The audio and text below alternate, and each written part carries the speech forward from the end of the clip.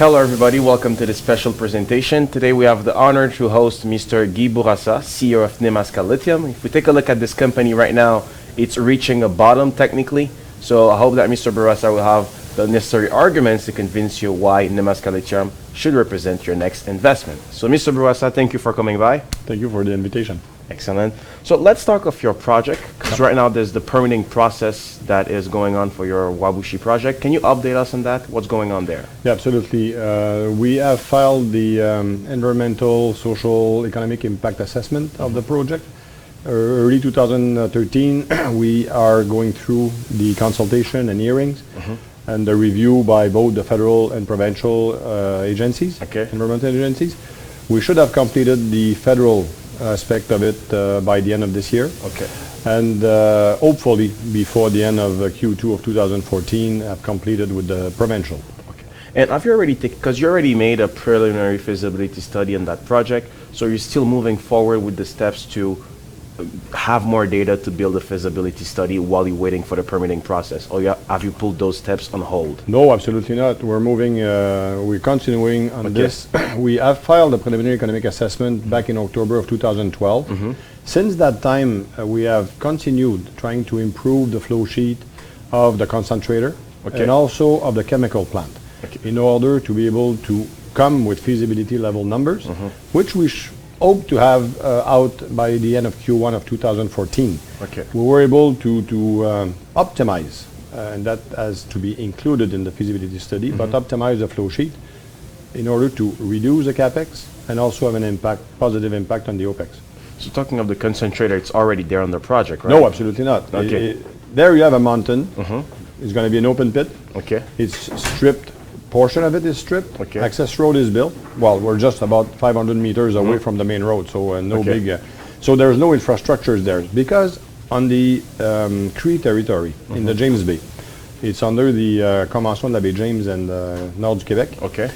You cannot make any significant work, construction work, until you've got your certificate of authorization. So everything north of the 49 parallel in Quebec, you must obtain first your certificate of authorization and then start to build. So we have no significant infrastructures in place.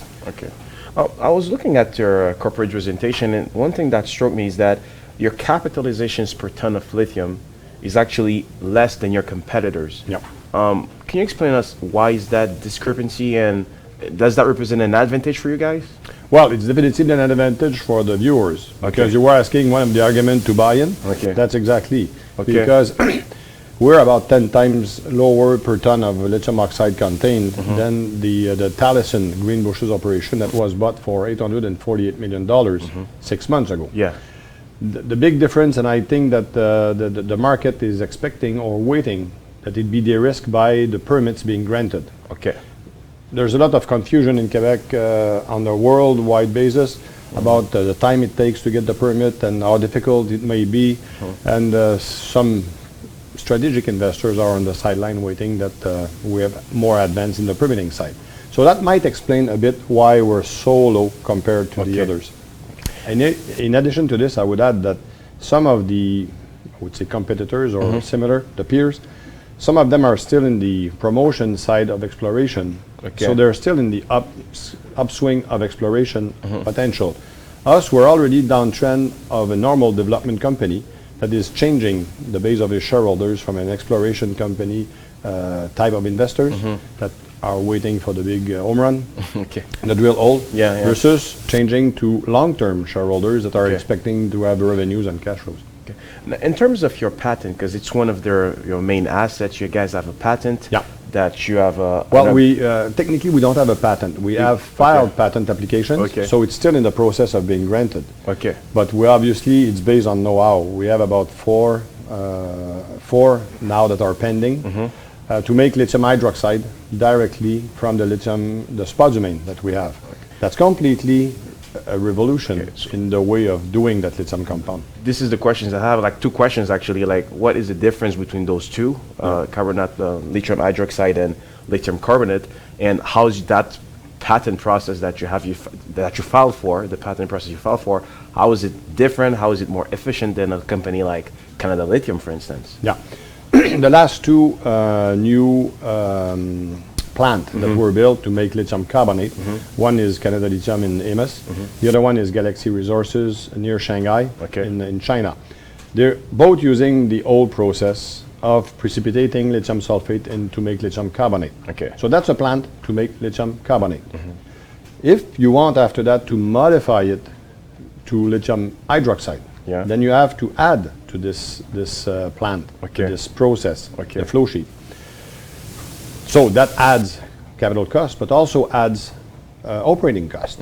That's why on the market, lithium hydroxide sells for $1,000 to $1,500 more than lithium carbonate. Because everybody presently that do, and there's only 4 real producers of lithium hydroxide, they transform lithium carbonate, a marketable product, to make it into lithium hydroxide. The cost is about $700 to $1,000 more of cost. Our process, what it allowed to us to do, is obtain directly lithium hydroxide at a cost cheaper than producing lithium carbonate.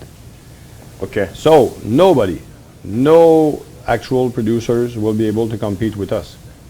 Then you're going to say, yeah, but Chinese. What? Chinese are already about $1,600 more costly to produce a lithium carbonate than us of producing lithium hydroxide. The reason is they take their raw material, spodumene concentrate, from Australia. So when it gets to their facility, their plant, it's already costing maybe on the lithium carbonate equivalent base about $1,600 more per ton than what we're going to have here. So we have a real cost advantage, not even talking about the quality. In terms of what is being used for the batteries, is it like the hydroxide or lithium carbonate that is being used more? Presently is the carbonate. Carbonate is obviously it's cheaper.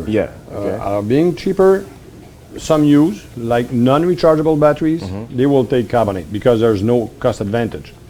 On the rechargeable battery side, now with larger rechargeable batteries, some of the new patent, the new process of building, of manufacturing the cathode, they prefer or they absolutely need hydroxide.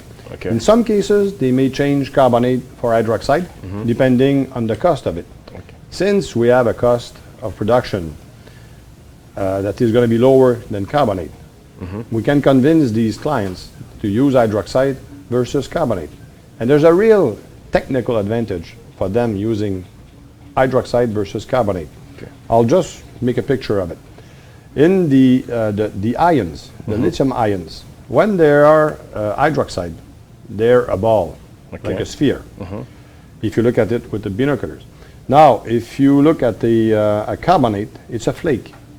So practically, the ions in a rechargeable battery, they move from the cathode to the anode when it's discharged, and when it's plugged to recharge, back to the cathode. So these things move. So obviously it's easier to break flakes when they enter into collision one another than spheres. So you have got, and when you pack them, it's easier to fill all the air and the gaps when it's sphere than big flakes. So you've got better battery, longer life cycle, better density for the same volume. So what we've seen in the increase in the consumption of carbonate for the past about 10 years, when it really got included in the batteries, lithium-ion batteries, we're starting to see it maybe a year and a half, 2 years ago, the curve of growth of the hydroxide. The interest for us is that we have a process that is cheaper to produce hydroxide, but also is the fact that there's only 4 real manufacturers, and nobody can match our quality and the cost structure. Talking of clients that you want to convince to actually use hydrocarbonate, there's one question of a viewer asking, do you actually have some firm orders from some of those companies, or are you working towards that? We have signed a letter of intent and collaboration with Fostech Lithium out of Candiac here, now called Clarion Canada, back in October of 2012. In order to convince potential clients, we had at that time made a decision to build a small phase 1 plant of a capacity of about 500 ton a year, in order to confirm to these clients that the quality of the product remains constant throughout the process on a long term. So we have a agreement in principle with Clarion Canada for the purchase of the output of this plant. Okay. But we also have the collaboration side because they have rejects of lithium sulfate that have lithium units trapped there.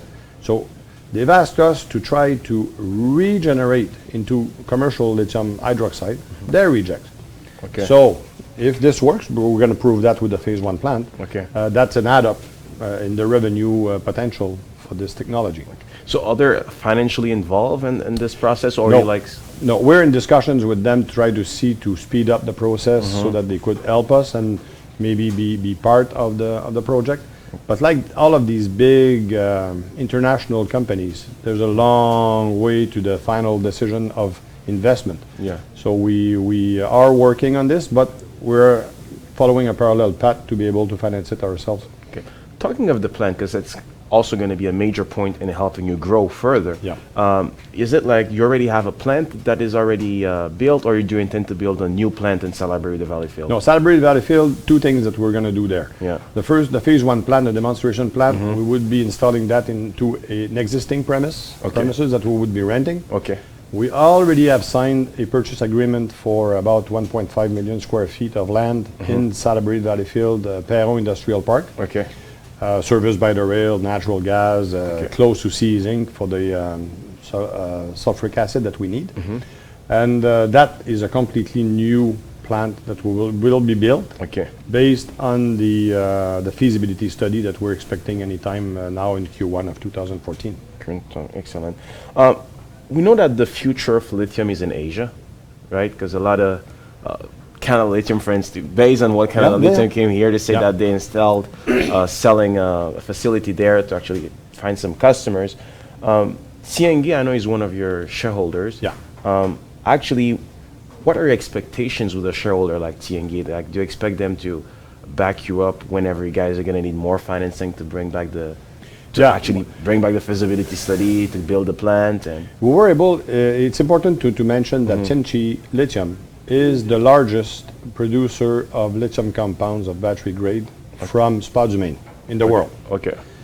They were the largest client of Talison out of Australia. Okay. They recently bought for $848 million Talison. They're in the process of refinancing the loan that they took to make the takeover on these person.